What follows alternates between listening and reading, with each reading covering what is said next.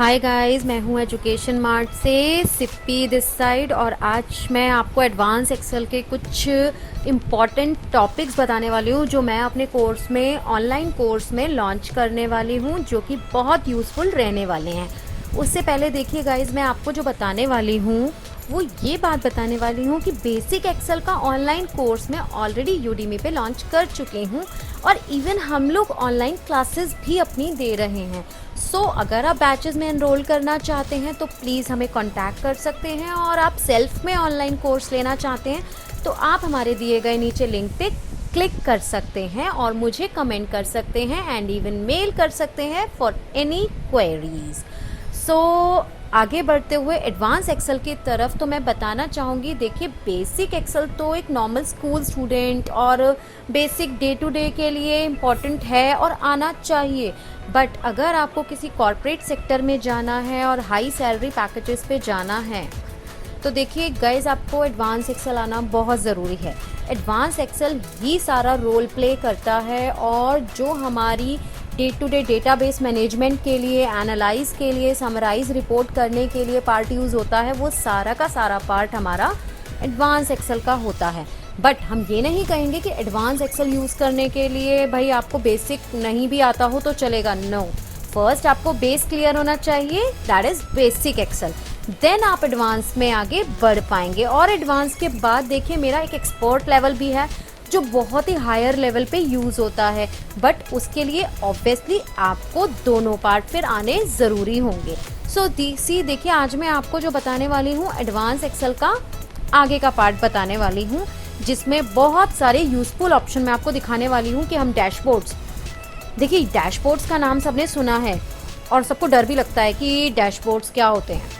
वो बहुत तरीके से हम एक्सेल में बना सकते हैं। डैशबोर्ड हम पिवट टेबल से बना सकते हैं, डैशबोर्ड हम फॉर्मूलेज से बना सकते हैं, डैशबोर्ड हम पावर पिवट से बना सकते हैं, डैशबोर्ड हम ग्राफ से बना सकते हैं, डैशबोर्ड हम खुद सेल्फ में वी लुकअप्स इफ से भी बना सकते हैं। तो डैशबोर्ड के बहुत सारे तरीके हैं। डैशबोर्ड क्या है?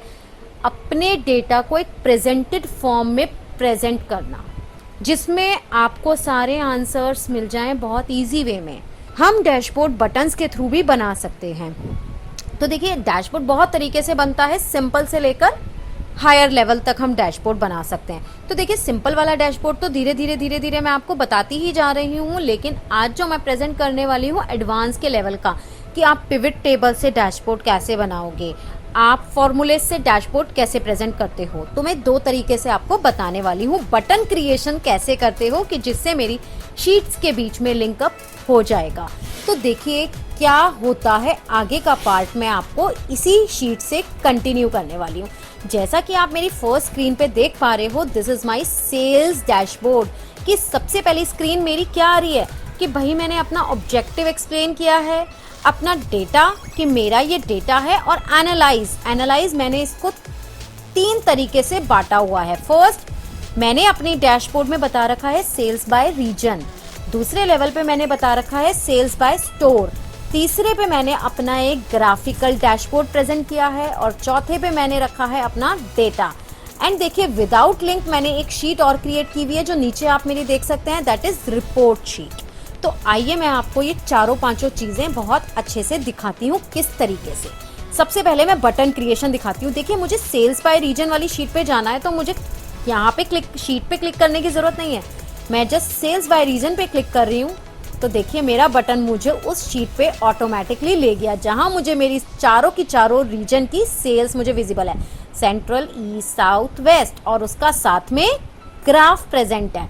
तो अगर मैं चाहूँ तो यहाँ से इसको किसी भी तरीके से एनालाइज कर सकती हूँ। इवन अगर मैं यहाँ चाहूँ कि मुझे ये सेंट्रल की जो मेरी शीट है, मुझे यहाँ सेंट्रल का डेटा नहीं देखना है, तो मैं यहाँ से अपना सिंपल फिल्टर करके भी अपने अकॉर्डिंग डेटा को जैसे मर्जी एनालाइज कर सकती हूँ। अगर देखिए मैंने यहाँ पे सिर्फ सेंट्रल एंड ईस्ट कर दिया तो मेरा ग्राफ भी चेंज हो जाएगा और मेरा डेटा भी चेंज हो गया। आप यहाँ देख सकते हैं मेरा सिर्फ सेंट्रल और ईस्ट का ग्राफ है।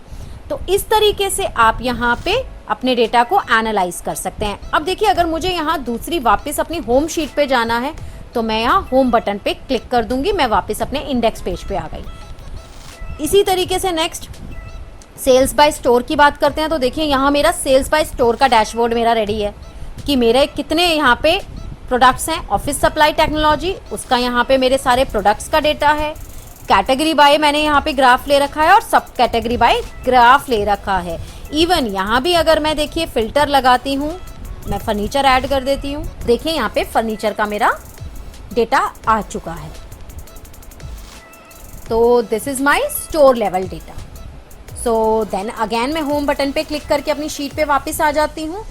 अब देखिए सबसे ज़रूरी मैं आपको अपना डेटा दिखाती हूँ पहले। ये देखिए ये मेरा डेटा है, जो कि मेरा डेटा कितना बड़ा है, सी 35,590 ऑर्डर्स का डेटा है इस समय मेरे पास। तो अब मैं आपको अगर दिखाऊं मेरा डैशबोर्ड, तो सी 2 डैशबोर्ड तो मैं आपको दिखा चुकी हूँ, सेल्स बाय रीजन और सेल्स बाय स्टोर। अब जाते हूँ मैं अपने डैशबोर्ड पे। देखिए यहाँ पे ये मेरा डैशबोर्ड, ये मेरा मैंने सिर्फ ग्राफिकल प्रेजेंटेशन की हुई है, sales by region, sales by category, sales by sub category. और यहाँ मैंने एक्सप्लेन किया है कि सेंट्रल रीजन ने कंट्रीब्यूट किया है मैक्सिमम सेल्स में, टेक्नोलॉजी ने कंट्रीब्यूट किया है कैटेगरी वाइज में, ऑफिस सब कैटेगरी कर रही है सबसे अच्छा काम मेरी अदर सब कैटेगरीज से। तो अब ये मेरा एनालिसिस रिपोर्ट मेरे को बहुत क्लियर तरीके से बता रहा है मेरा ओवरऑल परफॉर्मेंस मेरे ऑर्डर डेटा का। चलिए, this is called your dashboard. तो देखिए ये 3 तरीके से बहुत सिंपल डैशबोर्ड है जो आपको मैं एडवांस एक्सेल ऑनलाइन क्लासेस में बहुत आराम से सिखा सकती हूँ, जो कि बहुत ही इजी है, जो मैं आपको करवा सकती हूँ। देन अब बात करते हैं हम आगे एडवांस एक्सेल में और क्या होता है, सबके माइंड में क्वेश्चन होता है। तो देखिए अब मैं अपनी डेटा शीट पे जाऊँ और डेटा शीट पे अगर मैं एनालाइज करूँ कितना सारा डेटा है, मेरी कितनी सारी जोन है।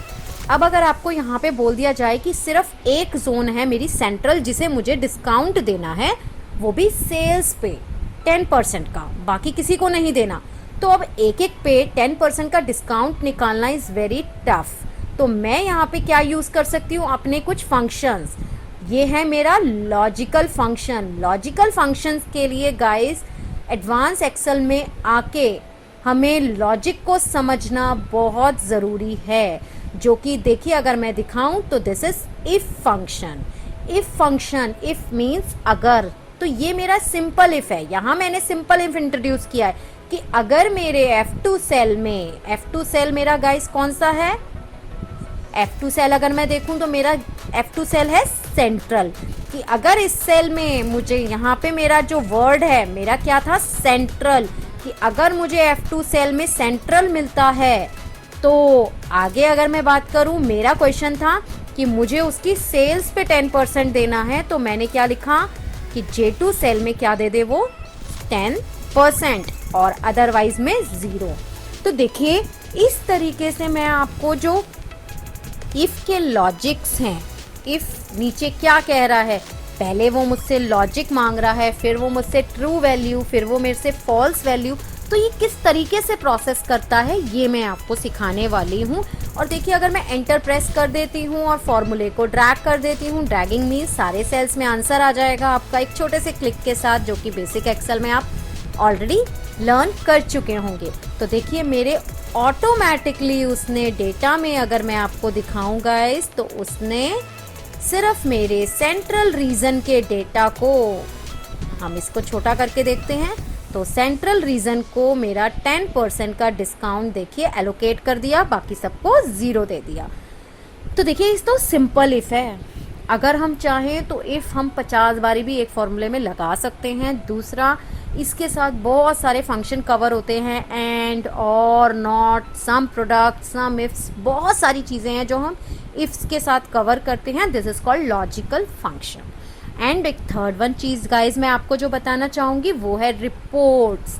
तो एक रिपोर्ट हम किससे तैयार करते हैं, वो है हमारा बहुत ही इंपॉर्टेंट फंक्शन जो शायद आपने सुना भी हो कंपनीज में, जब भी कोई इंटरव्यू पे जाता है कहता है वी लुकअप, एच लुकअप क्या होता है, सबसे बड़ा क्वेश्चन है ये, और इंटरव्यू का भी सबसे बड़ा क्वेश्चन है वी लुकअप क्या होता है। हर कंपनी इंटरव्यूअर से यही पूछती है, what do you mean by V lookup, कैसे लगाएंगे आप वी लुकअप, कितने तरीके हैं वी लुकअप के। देखिए वी लुकअप के बहुत सारे तरीके हैं, 10 से 12 तरीके वी लुकअप के हैं लगाने के। अलग अलग फॉर्मूलेज के साथ वी लुकअप लगता है, तो मैं आपको सिर्फ सिंपल यूज़ बताऊंगी वी लुकअप का। लेट्स से ये इतना बड़ा डेटा है मेरा, इस बड़े से डेटा में इतनी सारी आईडीज़ हैं। मैं आपको बोलती हूँ कि मेरे को 96 नंबर की आईडी का सारा डिटेल बताओ, तो आप अभी स्क्रॉल करते हुए चलिए, यहाँ देख के मुझे बता देंगे। अब मैं आपसे कह रही हूँ रैंडमली मुझे 133 आईडी का बताओ, 6 नंबर की आईडी का बताओ, तो जस्ट देखिए मैंने क्या किया है, यहाँ पे मैं वो आईडी नंबर लिख रही हूँ 96 एंड मैंने एंटर किया, तो देखिए यहाँ पे मेरा वो डेटा अपडेट हो चुका है।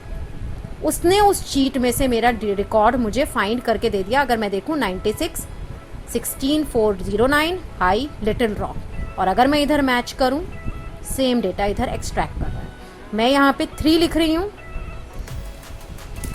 उसने मेरा डेटा अगेन अपडेट कर दिया। तो ये कैसे हो रहा है गाइस, यही मैजिक करता है वी लुकअप। वी लुकअप का फॉर्मूला आपको 1 सेकंड में सारा के सारे डेटा में से कैसा भी रिकॉर्ड फाइंड आउट करके दे देता है।